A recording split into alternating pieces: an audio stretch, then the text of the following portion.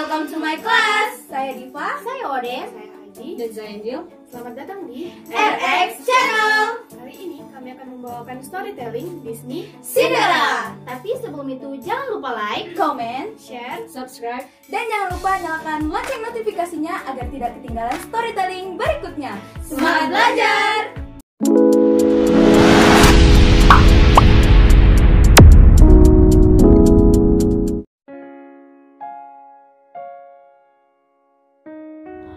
Once upon a time, in a land far, far away, lived an amazingly beautiful girl.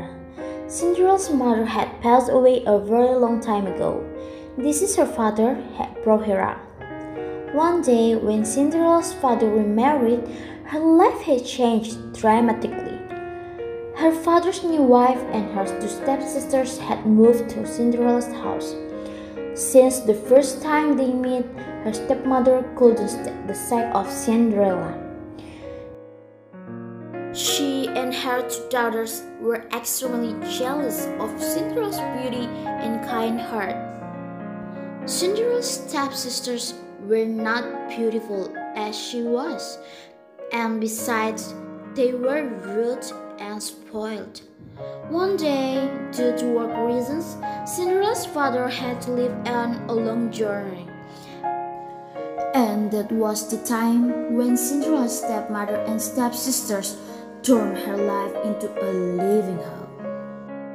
While Cinderella was in the garden talking to her very beloved birds, her stepmother approached her. As of today, you will live in the attic. You will do all the housework. Also, I don't want you walking around in these clothes. Cinderella didn't know what to say. Helplessly, she did what she was told. She packed her stuff and moved to the attic. After the day, Cinderella began to do all the housework all on her own. She used to get very tired, but neither her stepmother or her stepsister felt sorry for her. Wipe the floor again. Can you see it's still dusty? You haven't done the laundry. I have nothing proper to wear. Cinderella had no friends other than the mice and the birds that used to come to her window. Due to the cold, secretly at night time, Cinderella would go downstairs to the chimney and warm up near the dying fire and fall asleep. As the days went on by, one day in the town an announcement was made by the king.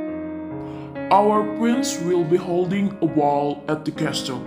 All the girls who are eligible for marriage are invited to this ball. As soon as the stepsisters heard about this invitation, they ran home and told their mother.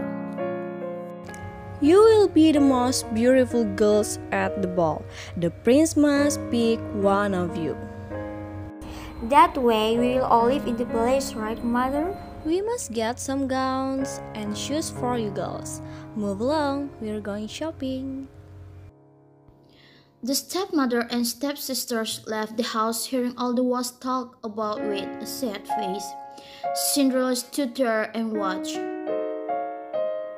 The preparation went on for days, but the stepsister had their gowns sewn. Every day they would go in front of the mirror and tell themselves, "We will be the most beautiful girls in the ball." Finally, the big day had arrived. The stepsisters had woken up very early in the morning, and so they called Cinderella. Cinderella, Cinderella, come here. Where have you been? Hurry and prepare our beds. Hey, press it gently. You're going to put it out. Towards the evening, they had finished all the preparation for the ball. You look beautiful girls, just beautiful. Cinderella pulled up, all held courage, and asked her stepmother, "Can I come to the ball too, please?" Woo, you! Yes, well, it's such that all the young girls can come. The prince is looking for a wife, not for a mate, my dear. fun goes, let's not be late for the ball. And you, make sure that you finish all the chores before you go to bed. Her stepmother and her stepsisters made their way to the castle, and all on her own at home. Cinderella began to cry. My God, I go to the castle too. If my parents were here, none of this would have happened. Right at the moment, a very bright light appeared.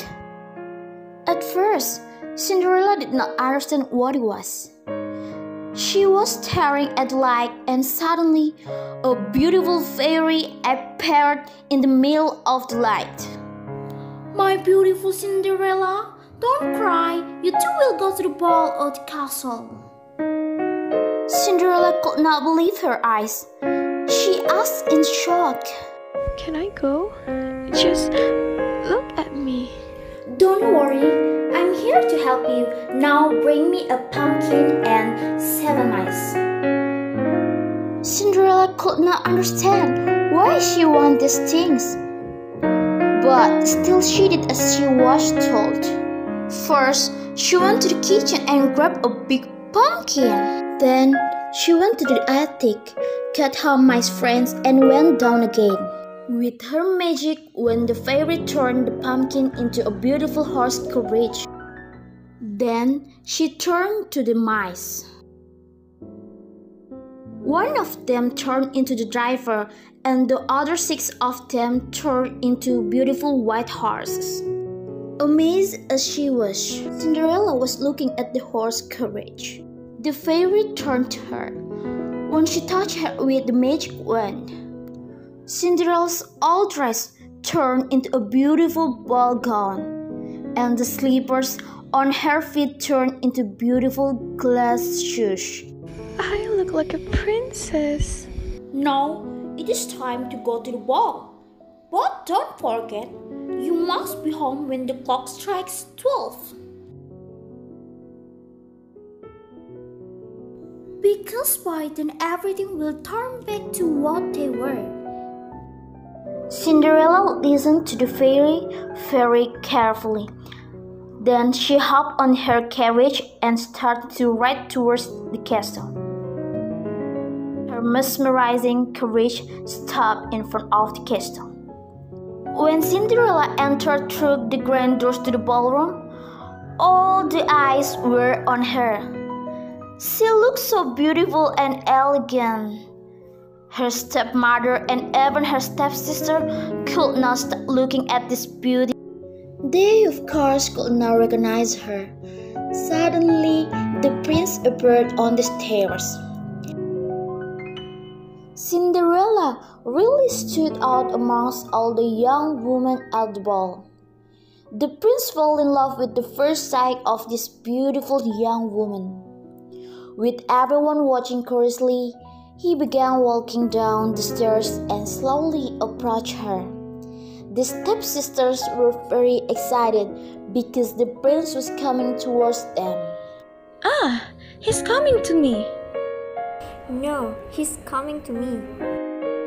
But the prince passed on by and stopped in front of Cinderella. Most beautiful young lady, would you please allow this dance to me? The prince and Cinderella began to dance amongst the curious looks of all the invitees. Cinderella was so captivated by the music and the dance. She felt like as if she and the prince were the only ones in the ballroom. They danced non-stop all night long. Of course, Cinderella could not feel how time had passed. At some point, the big clock caught her eye. It was almost midnight. Right at the moment, Cinderella remembered the fairy's warning. You must be home when the clock strikes 12, because by then everything will turn back to what they were. With panic, Cinderella began to run and left the prince behind. When she was running down the stairs of the castle, She dropped one of her shoes, but she did not even have time to go back and collect it. When she ran further, the clock struck midnight and everything turned back to what they were before. When the prince went out after her, he spotted her shoes on the stairs. Find the owner of the shoe. Even if you have to get all the girls in the kingdom to try it, just find her. Cinderella came home breathless and went straight up the attic. She started thinking about the night she had with the prince. She knew she had no change, but still she had fallen in love with him. It was almost impossible for the prince to find her, and even if he did, he would never recognize her. The princeman went door to door to every house in the kingdom and looking for the young girl who owned these shoes. But the shoes did not fit any of the girls. In the end, the princess man came by Cinderella's house. Cinderella was very happy to see the king's carriage in front of the house. Right when she was about to leave her room, her stepmother appeared at the door. And where do you think you are going? You want to try the shoe too? With a sarcastic laugh, the stepmother locked the door to the attic. No, please stop. Open the door, please. How pathetic. What will the prince have in common with you? The moon first let the old skinny sister try the shoe, but it was too small for her feet. Look how beautifully it fit my foot. Then the younger chubby sister tried the shoe, but the chubby foot did not even get in the shoe.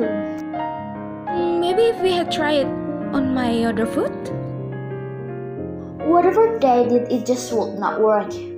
Finally, Cinderella's last try was to run to the window, but it was too high, so she began crying. Seeing her crying, her mice friends came next to her.